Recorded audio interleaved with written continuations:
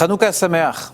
Le Maharal de Prague, dans une œuvre dédiée à Hanouka, qui s'intitule Ner Mitzvah, explique que le comportement humain est entraîné par 4 facteurs. L'ego, les pulsions du corps, la raison, et ce qu'il appelle une compulsion à détruire. Sous ces 4 éléments de notre personnalité se trouve une dimension plus profonde, celle de notre âme divine. C'est la conscience morale de l'esprit humain, c'est l'étincelle de Dieu qui se trouve à l'intérieur de chacun et de chacune, et qui tend à trouver la vérité. C'est cette force intérieure qui inspire l'idéalisme humain et reflète la bonté et l'intégrité de son créateur, c'est-à-dire d'Akadosh Baruch Hu lui-même. Si les 4 éléments du caractère de l'être humain sont détachés de cette conscience divine, potentiellement chacun peut devenir dangereux. L'égoïsme peut nous conduire à détruire.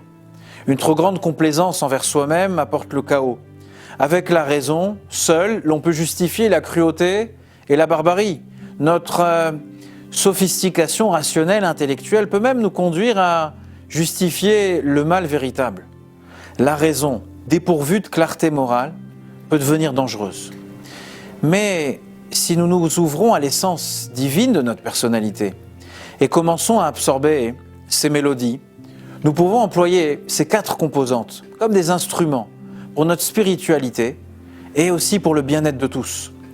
Tout devient un outil constructif et positif à rendre le monde meilleur.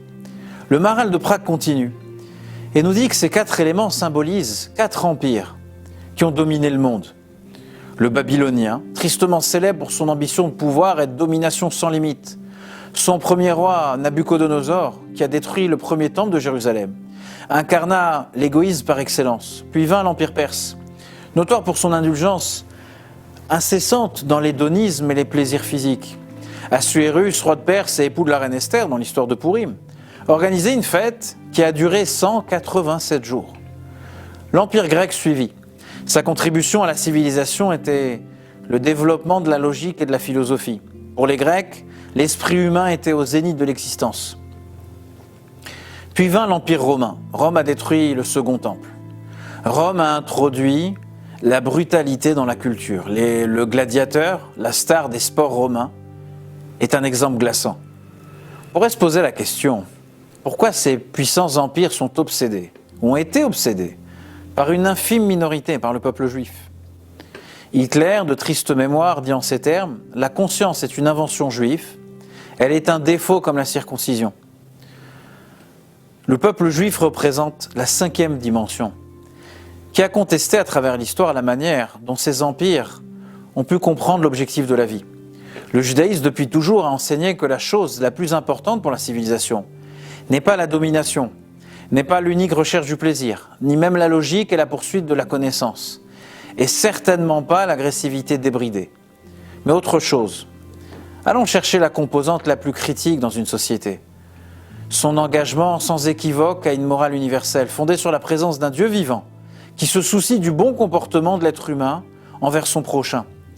Selon les enseignements de la Chassidoute, l'une des principales raisons pour laquelle le peuple juif a vécu ces 4 exils était pour mieux comprendre la profondeur dans l'énergie unique de ces civilisations et ensuite les utiliser comme des instruments pour servir Dieu, définis dans les mots de la Kabbalah comme la mission d'élever les étincelles. Pour les Grecs, à l'époque de Hanouka, les dieux ont été faits à l'image des êtres humains.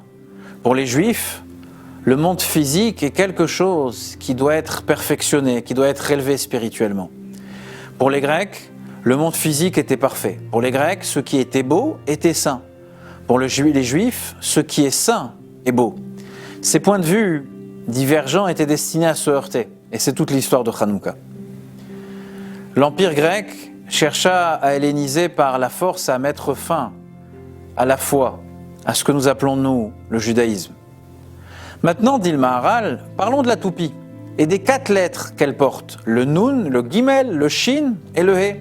Les 4 côtés de la toupie représentent les 4 dimensions que nous avons expliquées auparavant, ces 4 dimensions de la psyché humaine.